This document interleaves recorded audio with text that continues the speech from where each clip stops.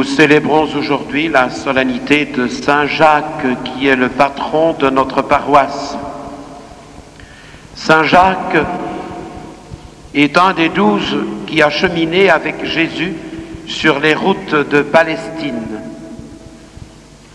Il fut, avec Pierre et Jean, celui qui a bénéficié de l'extraordinaire vision du Tabor. Ambitieux et voulant une des premières places dans le royaume, Jésus a l'occasion de purifier sa foi au creuset de la souffrance et du martyre. Prions-le pour qu'il protège notre paroisse et nous guide vers la joie du royaume. Au nom du Père et du Fils et du Saint-Esprit, la grâce de Jésus notre Seigneur, l'amour de Dieu le Père et la communion de l'Esprit soient toujours avec vous.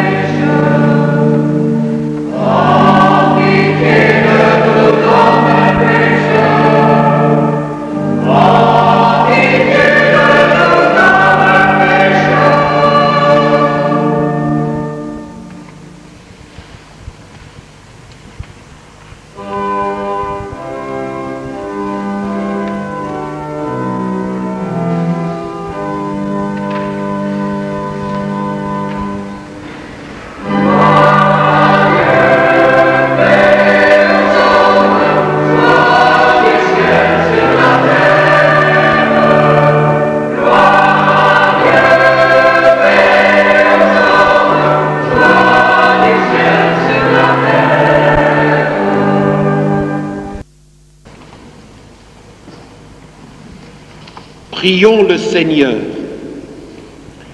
Dieu Tout-Puissant, puisque Saint Jacques fut le premier de tes apôtres à offrir sa vie pour l'Évangile, accorde à ton Église de trouver dans son témoignage une force et dans sa protection un appui.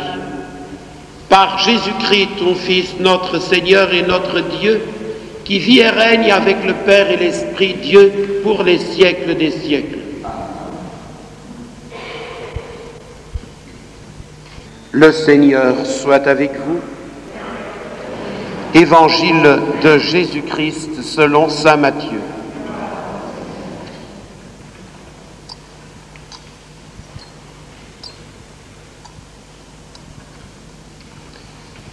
La mère de Jacques et de Jean, fils de Zébédée, s'approcha de Jésus avec ses fils et se prosterna pour lui faire une demande. Jésus lui dit, « Que veux-tu » Elle répondit, « Voilà mes deux fils, ordonne qu'ils siègent l'un à ta droite et l'autre à ta gauche dans ton royaume. » Jésus répondit, « Vous ne savez pas ce que vous demandez. Pouvez-vous boire à la coupe que je vais boire ?» Ils lui dirent, « Nous le pouvons. » Il leur dit, « Ma coupe, vous y boirez. Quant à siéger à ma droite et à ma gauche, il ne m'appartient pas de l'accorder. Il y a ceux pour qui ces places sont préparées par mon Père. » Les 10 autres avaient entendu et s'indignèrent contre les deux frères. Jésus les appela et leur dit, « Vous le savez, les chefs des nations païennes commandent en maître, et les grands font sentir leur pouvoir. Parmi vous, il ne doit pas en être ainsi. Celui qui veut devenir grand sera votre serviteur, et celui qui veut être le premier sera votre esclave. Ainsi, le Fils de l'homme n'est pas venu pour être servi, mais pour servir et donner sa vie en rançon pour la multitude. » Acclamons la parole de Dieu.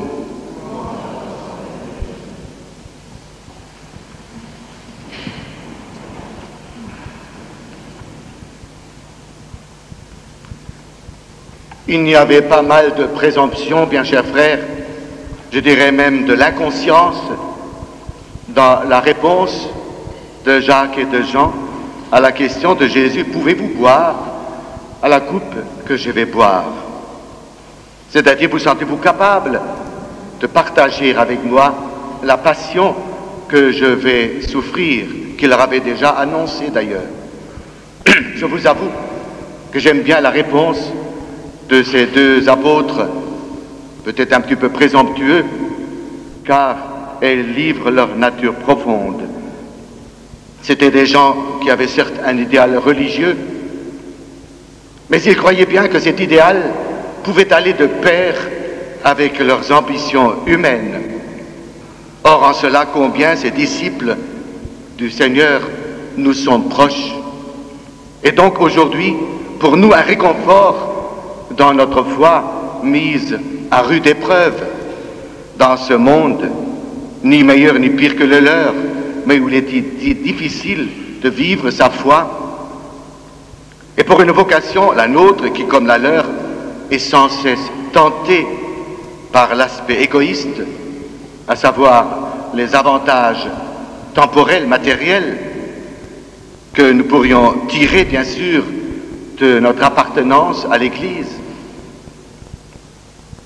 J'appellerais cela volontiers christianisme de fonctionnaire. Vous savez, celui qui accomplit sa tâche 8 heures par jour, très consciencieux, très sérieux dans son travail, mais qui, une fois sa tâche accomplie, eh bien, vit sa vie privée, disons, comme tout le monde, et ne s'intéresse qu'à son affaire. Son patron, ça ne l'intéresse plus, bien sûr.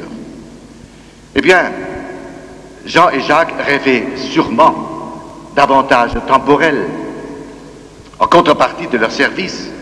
Au lieu de cela, voici que Jésus annonce la couleur. Il leur demande s'ils sont capables de souffrir, capables d'avoir d'autres perspectives d'avenir que simplement un portefeuille de ministre dans son royaume, au risque, bien sûr, de nous décevoir aujourd'hui, voire de nous décourager. Jésus pourrait dire aujourd'hui à chacun de nous, en venant après moi, ne comptez pas sur des avantages temporels, mais attendez-vous plutôt à souffrir Souffrir, bien sûr, non pas physiquement, la question n'est pas là, mais savoir qu'il n'est pas facile de vivre sa foi, elle ne l'a jamais été facile. Saint Paul, en la première lecture, nous l'avons entendu tout à l'heure, aurait pu tracer du disciple, lui qui était un spécialiste de la vie chrétienne, il aurait pu tracer du disciple un portrait plus gai, plus rassurant que celui que nous venons d'entendre. Les chrétiens de Corinthe, encore peu affermis dans leur foi, ne vont-ils pas se décourager à apprendre tout ce que Paul a déjà souffert et qui dit qu'il souffrira encore tant qu'il n'aura pas rejoint son Seigneur Jésus? Et pourtant, sans doute, si nous pensons qu'il aurait peut-être converti davantage de monde, si nous pensons qu'aujourd'hui, l'Église, en abandonnant certaines exigences, par exemple la confession, par exemple certaines, entre guillemets, obligations, comme la messe, je n'aime pas employer ce terme obligation, car je ne suis pas obligé d'aller à la messe, j'en sens le besoin, voilà ce que tout chrétien devrait dire. Mais si l'Église jetait ainsi du lest, est-ce qu'elle ne serait pas ce mauvais jardinier qui, pour mieux soigner ses roses et les rendre plus attrayantes, en enlèverait les épines? Oui, sans doute, bien sûr, croyons-nous que même en vivant notre vie chrétienne profondément, sérieusement, je dirais même efficacement, que tout cela, eh bien, sera utile et que c'est comme ça que nous devons vivre notre vie chrétienne. Or, il n'en est pas ainsi. À travers toutes ces souffrances que Paul appelle une écharde dans sa chair, qui le faisait souffrir physiquement, il n'était pas beau. Moralement aussi, spirituellement, enfin dans son ministère, eh bien Dieu lui dit un jour, Paul, ma grâce te suffit. Oui, ce qui sauve l'homme, ce n'est pas de faire des choses. Ce qui sauve l'homme, c'est le sacrifice du Christ. C'est sa passion et sa mort. Et c'est notre participation à ce mystère de rédemption qui nous sauvera, frères et sœurs, qui dès maintenant donne un sens à tout ce que nous vivons, d'heureux ou de moins heureux. Ah oui, bien sûr, il en coûte aujourd'hui d'être chrétien. Mais croyons-nous assez à la grâce toute puissante de Dieu? Et la grande grâce, celle qui tout à la fois introduit notre fidélité et la maintient vivante et généreuse, c'est le Christ ressuscité. Car, ajoute saint Paul, nous le savons, celui qui a ressuscité le Seigneur Jésus nous ressuscitera, nous aussi, avec lui. Désormais, bien chers frères, plus rien, ni l'épreuve, ni quoi que ce soit, ni qui que ce soit, ne pourrait nous éloigner de cette route que nous avons entreprise, qui est ce cheminement vers le Christ, notre Seigneur. Suivre le Christ, c'est cela. Toute notre vie est comme un cheminement vers cette rencontre définitive avec lui. Là où il n'y aura plus de pleurs, ni de grincements de dents, ni de souffrances, ni de larmes. Et nous comprenons alors, frères et sœurs, que si au cours des siècles, tant de chrétiens ont entrepris cette démarche, ce pèlerinage, et ils se sont arrêtés ici, à Messancy, à l'endroit qui est actuellement la clinique, pour se faire soigner leurs pieds fatigués, usés, meurtris, et continuant la route, car il y avait encore pas mal de centaines de kilomètres à faire, jusqu'à Compostelle, eh bien, ce n'était pas simplement pour se distraire, pour faire du tourisme, ça n'existait pas, mais pour plus aisément se défaire de tout le fatras inutile, des choses qui encombraient leur fidélité, pour découvrir plus sûrement les vraies valeurs qui se résument en un seul nom, Jésus à jamais vivant au cœur de notre fidélité. Amen.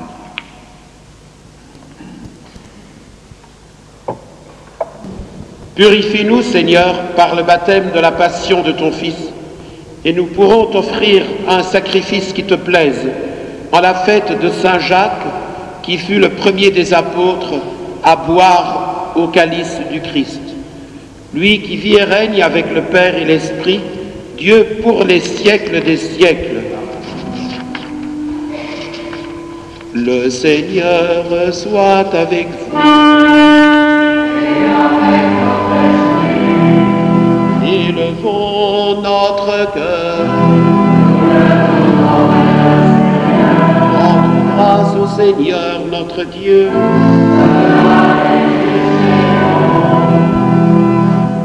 Il est vraiment juste de te rendre grâce, Dieu d'amour et de fidélité. Il est vraiment bon de te louer d'âge en âge, Dieu notre Père. Tu as conduit ton peuple sur les chemins de la délivrance et tu l'as nourri dans sa marche au désert. Au peuple de l'Alliance nouvelle, libéré de la mort et du péché, tu donnes plus encore, Jésus, la manne véritable, le pain venu du ciel. Par lui, ton œuvre s'accomplit. En lui, tu recrées l'homme à ton image. C'est pourquoi, animés par ton esprit, unis à tant de frères dans la même grâce, nous chantons pour toi, Père Saint, la louange qui monte au cœur de l'homme réconcilié.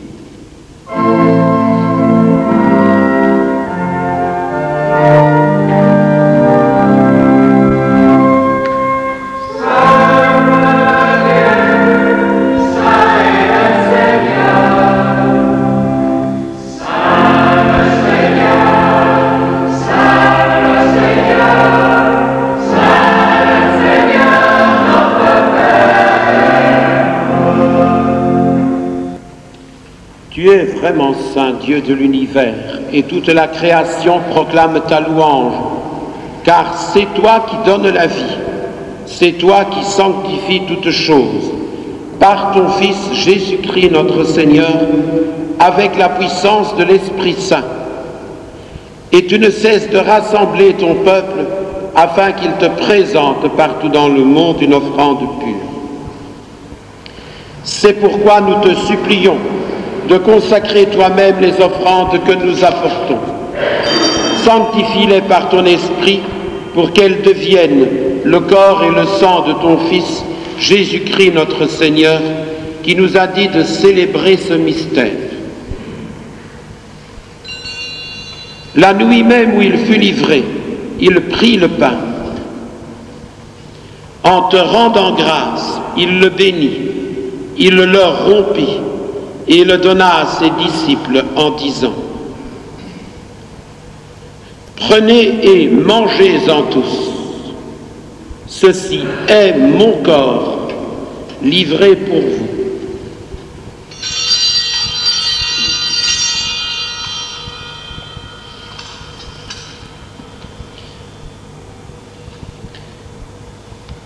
De même, à la fin du repas, il prit la coupe, en te rendant grâce, il la bénit et la donna à ses disciples en disant : Prenez et buvez-en tous, car ceci est la coupe de mon sang, le sang de l'alliance nouvelle et éternelle, qui sera versé pour vous et pour la multitude en rémission des péchés.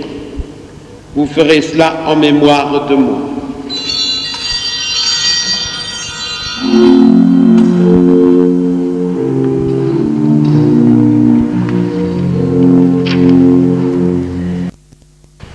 En faisant mémoire de ton Fils, de sa passion qui nous sauve, de sa glorieuse résurrection et de son ascension dans le ciel. Alors que nous attendons son dernier avènement, nous présentons cette offrande vivante et sainte pour te rendre grâce. Regarde, Seigneur, le sacrifice de ton Église et daigne y reconnaître celui de ton Fils, qui nous a rétablis dans ton alliance. Quand nous serons nourris de son corps et de son sang, et remplis de l'Esprit Saint, accorde-nous d'être un seul corps et un seul esprit dans le Christ. Que l'Esprit Saint fasse de nous une éternelle offrande à ta gloire, pour que nous obtenions un jour les biens du monde à venir auprès de la Vierge Marie, la bienheureuse Mère de Dieu,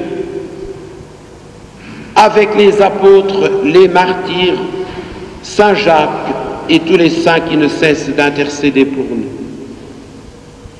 Et maintenant, nous te supplions, Seigneur, par le sacrifice qui nous réconcilie avec toi, et tend au monde entier le salut et la paix. Affermis la foi et la charité de ton Église au long de son chemin sur la terre. Veille sur ton serviteur, le pape Jean-Paul, et notre évêque Robert Joseph, l'ensemble des évêques, les prêtres, les diacres et tout le peuple des rachetés. Écoute les prières de ta famille assemblée devant toi et ramène à toi, Père très aimant, tous tes enfants dispersés. Pour nos frères défunts, pour les hommes qui ont quitté ce monde et dont tu connais la droiture, nous te prions. Reçois-les dans ton royaume, où nous espérons être comblés de ta gloire, tous ensemble et pour l'éternité. Par le Christ notre Seigneur, par qui tu donnes au monde toute grâce et tout bien.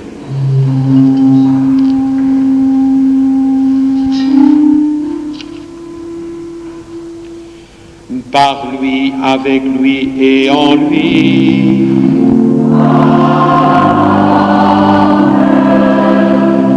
À toi, Dieu le Père Tout-Puissant, dans l'unité du Saint-Esprit.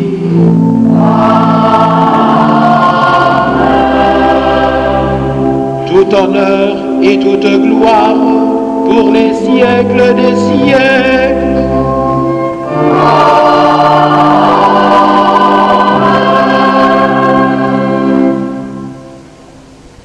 Comme nous l'avons appris du Sauveur, et selon son commandement, nous chantons.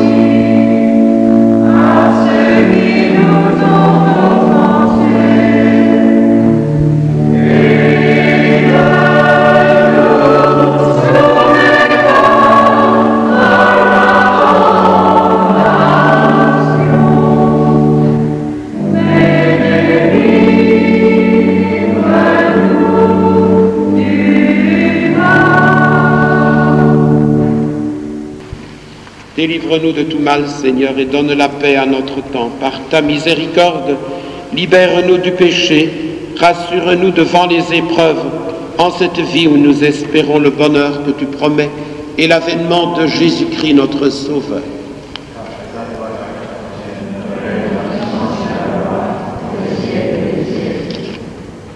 Seigneur Jésus, envoyé de Dieu, pain de vie qui renouvelle tout, ne laisse pas l'homme ancien l'emporter en nous.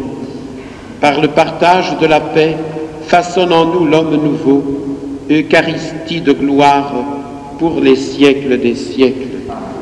Que la paix du Seigneur soit toujours avec vous.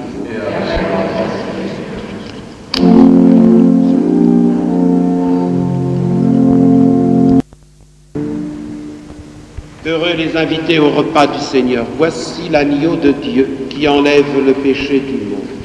Seigneur, je suis la de ce soir, et dis seulement une parole de Jésus.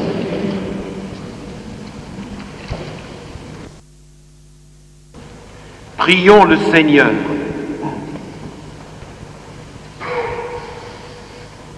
À la prière de l'apôtre Saint Jacques, viens à notre aide, Seigneur. En ce jour où, pour célébrer sa fête, nous avons reçu dans la joie tes dons sacrés, par Jésus le Christ notre Seigneur. Le Seigneur soit avec vous. Que Dieu Tout-Puissant vous bénisse, le Père, le Fils et le Saint-Esprit. La messe à laquelle vous venez d'assister a été enregistrée par Radio Lorraine d'Aubange et elle sera retransmise dimanche prochain à 8h30 sur FM en fréquence modulée. Mais ce qui est particulièrement destiné aux malades de notre paroisse, vous pouvez leur dire qu'ils l'écoutent dimanche prochain. Je souhaite une bonne kermesse à toutes les familles de Messancy et que les paroles que vous échangerez autour d'une table fleurie et bien garnie soient des paroles de joie, de gaieté et de bonne humeur. Gardons aujourd'hui nos propos de tristesse pour un autre jour. Il y a un temps pour tout, dit le livre de l'Ecclésiaste dans la Bible, un temps pour rire et pour chanter, un temps pour gémir et pour pleurer. Bannissons tout pleur et gémissement, rions de bon cœur, la bonne humeur et le bon vin de la vigne du Seigneur vous y aident. Que Dieu Tout-Puissant vous bénisse, le Père, le Fils et le Saint-Esprit. Allons dans la joie et la gaieté de Jésus.